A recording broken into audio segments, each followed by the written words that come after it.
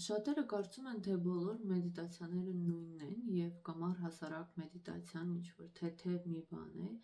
կամ ուղղակի ինչ-որ ռելաքսացիոն մի ձև է, բայց իրականում ճիշտ մեդիտացիան շատ խորքային ազդեցություն ունի մարդու և բանականության, և մարմնի, այսինքն առողջության, և հուզական վիճակի վրա, ինչպես նաև մարդու վարքի վրա։ Եվ տարբեր մեդիտացիաներ ունեն շատ տարբեր ազդեցություններ, առաջին հերթին ուղեղի աշխատանքի վրա տարբեր ազդեցություն ունեն, և որպեսզի ավելի հեշտ հասկանանք, թե ինչպես են գործում տարբեր տեսակի մեդիտացիաները և ինչ մակարդակներում ազդեցություն ունեն, եկենք համեմատենք մեր բանականությունը օվկիանոսի հետ։ Օվկիանոսի մակերեսը, որը միշտ ալիքոտ է, միշտ ակտիվ վիճակում է, նման է մեր գիտակից ակտիվ մտքի հետ, հա, այսինքն երբ մենք անդադ մտածում ենք, ինչ-որ ցանկություններ ունենք, պլանավորում ենք եւ այլն, միտքը անդադ ակտիվ վիճակում է, օվկիանոսի ավելի խորքային մակարդակները նման են մեր ենթագիտակցության ավելի խորքային շերտերին, որտեղ որ կուտակված է մեր ամբողջ փորձը, որից որ բխում է նաև մեր հուզական վիճակը, մեր աշխարհընկալումը եւ ազդեցություն ունի մեր գործողությունների վրա, եւ օվկիանոսի հատակը, որը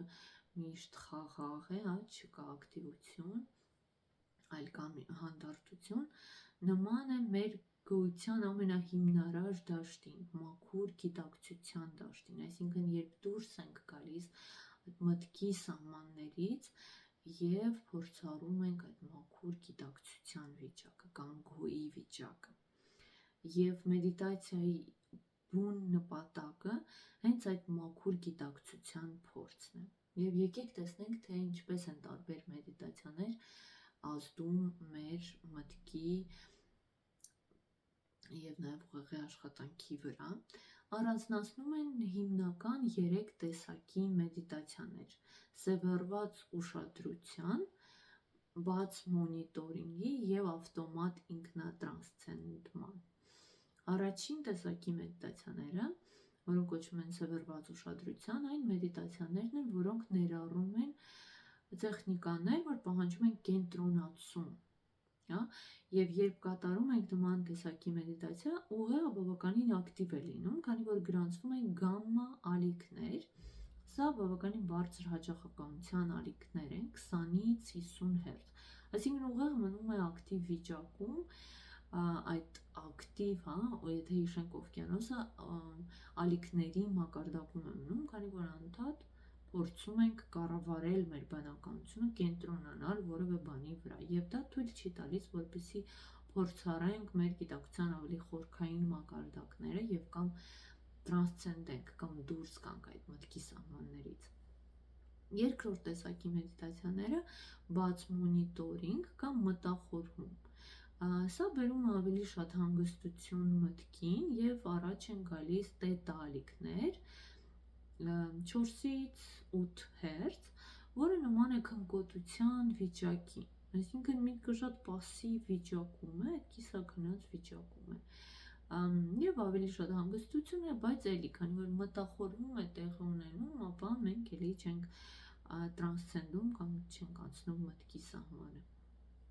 Եվ երրորդ տեսակի մեջ, ավտոմատ տրանսցենդում, այս տեսակի մեջ մտնում է տրանսցենդենտալ մեդիտացիան, որը անջանք կերպով թույլ է տալիս մեզ փորձառել մեր բանականության ավելի խորքային մակարդակները եւ ի վերջո անցնել մտքի սահմանը կամ տրանսցենդել եւ փորձառել այդ գոյի վիճակ, այսինքն վիճակ, որտեղ որ այլևս չկան մտքեր, այլ կա անսահման լռություն, անսահման խաղաղություն եւ երանության վիճակ։ Այսինքն մենք հասնում ենք մեդիտացիայի բուն նպատակին առանց մտքի կառավարման, որևէ մանիպուլյացիայի, անջանք եւ բնական կերպով։ Այս վիճակը առաջ է բերում ալֆա 1 ալիքներ, սա 8-ից 10 հերց է, սա այն վիճակն է, երբ ուշադրությունը ամբողջությամբ դեպի ներս է գնում եւ մենք հասնում ենք շատ խորը հանգստի վիճակի, որը ի դեպ ավելի խորն է, քան գիշերվա ամենախորը քունը, բայց եւ միևնույն ժամանակ մենք արթուն ենք։ Մենք կիսաքնած կամ քնած վիճակում չենք, տետ ալիքների նման չէ, այլ արթուն վիճակ է։ Այսինքն միաժամանակ խորը հանգստություն եւ արթմնի վիճակ։ Եվ ահա դուք տեսաք, թե ինչ մակարդակներում են գործում տարբեր մեդիտացիաները եւ ինչ ազդեցություն են բերում։ Այս մաքուր գիտակցության փորձը, որ ինչպես նշեցի, խորը հանգիստ է բերում եւ մեր մտքին, եւ նաեւ մեր ամբողջ նյարդային համակարգին, հենց այս խորը հանգստի վիճակը առաջ է բերում բոլոր դրական փոփոխությունները մեր կյանքի բոլոր ոլորտներում, եւ առողջությունն է բարելավում, տրանսցենդենտալ մեդիտացիան շատ օգտակար է սրտի առողջության համար, այն կարգավորում է արյան ճնշումը,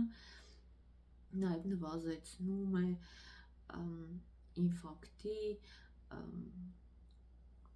հնարավորությունը մոտ 50%-ով, բարելավում է մեր հուզական վիճակը, կայունացնում է հուզական վիճակը, ազատում է մեզ բացասական սովորություններից, քանի որ ուղեղի աշխատանքը դառնում է ավելի կոհերենտ եւ ամբողջությամբ ուղեղն է զարգանում, գրանցվում է նաեւ IQ-ի, այն ինտելեկտի բարձրացում, նույնիսկ մեծահասակների մոտ, ինչը սովորաբար տեղի չի ունենում, բայց կիրառելով այս մեդիտացիան մենք ունենում ենք այս բոլոր դրական փոփոխությունները եւ բնականաբար